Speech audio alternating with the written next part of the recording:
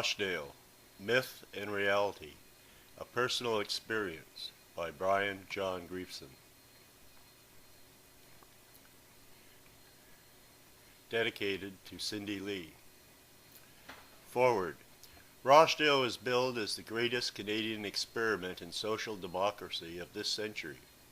It was a modern 18-story apartment building, was Canada's first and only free university. It was to be owned and operated by the residents of the building. As such, it was a socialist and collective alternative to the capitalist landlord-tenant feudal philosophy. What happened? It opened in 1968. By 1971, it was referred to in the press as the largest drug distribution warehouse in North America. The federal cabinet held secret interdepartmental meetings and decided to close it within 6 months. Despite this, Rochdale continued to give the Canadian establishment the finger for another 4 years. Was it a success or a failure? It was both, depending upon your point of view. In the late 60s and early 70s, it was symbolic of a new generation. In the late 70s, it was killed and buried. In the 80s, it was ignored. Rochdale will not and could not be repeated. It was unique to its times and uniquely Canadian. Brian John Grieveson, Loon Lake, June 15th, 1990.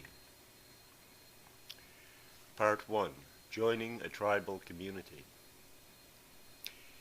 In the fall of 1972, it was easy to crash in Rochdale, but difficult to rent a room. Especially in the fall, there was often a waiting list. Other than space considerations, you had to be recommended by 2 permanent residents of the college. Financial qualifications weren't that important. There were only 4 character types deemed undesirable: heroin addicts, previously evicted dealers, violent psychopaths, and narcs. Being a prominent member of the underground community and a writer and publisher, I was given high priority. My membership was sponsored by J. Boldazar, president of Rochdale College, later to be president of the Independent Canadian Publishers Association, and Walter Dimitrenko, then production manager of Anansi Press. My room turned out to be a Kafka unit.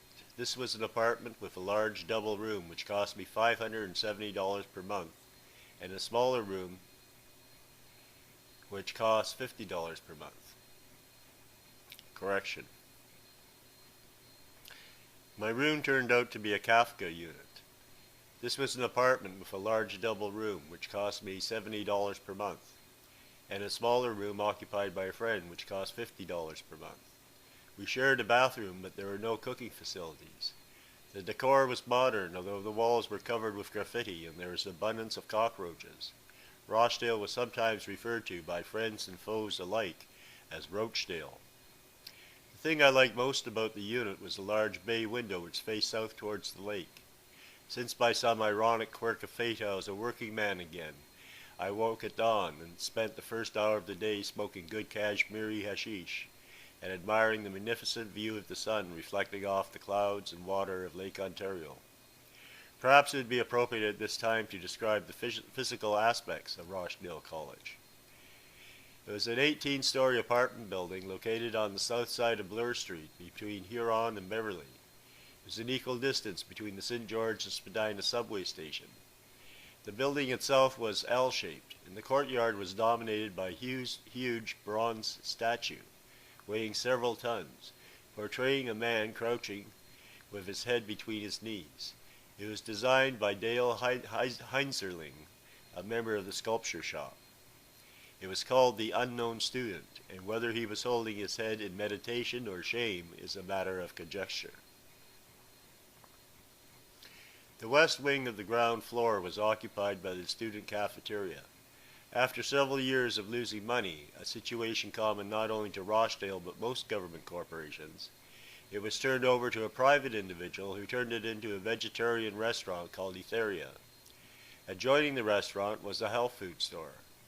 The east wing of the ground floor was occupied by the Bank of Commerce and the SCM bookstore.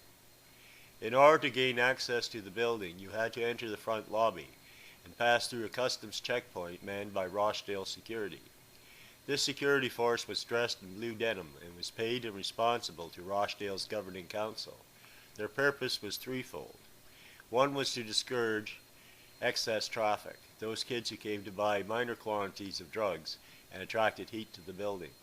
Secondly, they were responsible for internal security, solving disputes amongst residents of the building and keeping out those individuals who for one reason or another were exiled and persona non grata. Their third function, rarely admitted publicly, was to stall police raids by requiring search warrants to be read in both English and French, and set off fire alarms to alert residents of the imminent police invasion.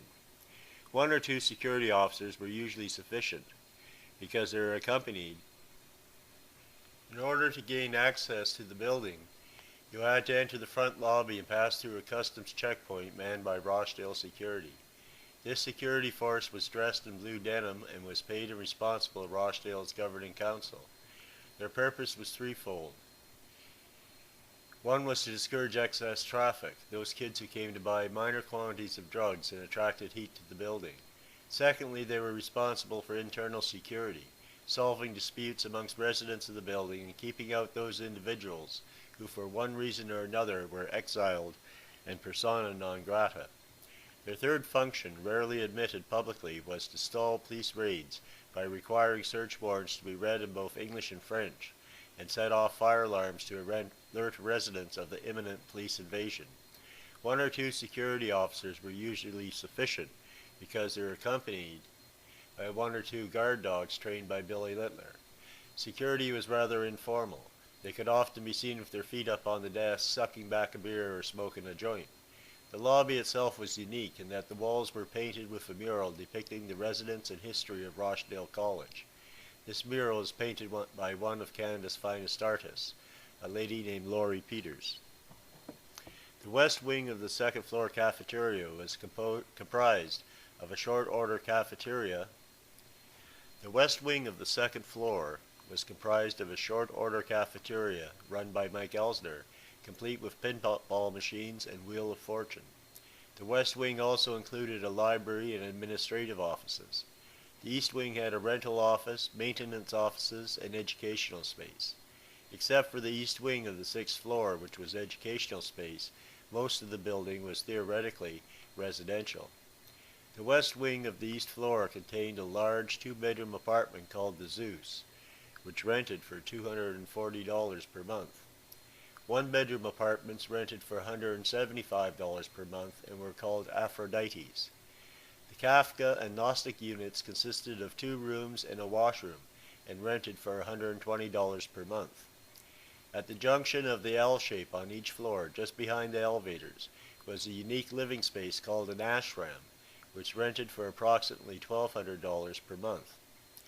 Rochdale was the first apartment building in Canada which contained architectural concepts specifically designed for communal living. Each ashram had a collective washroom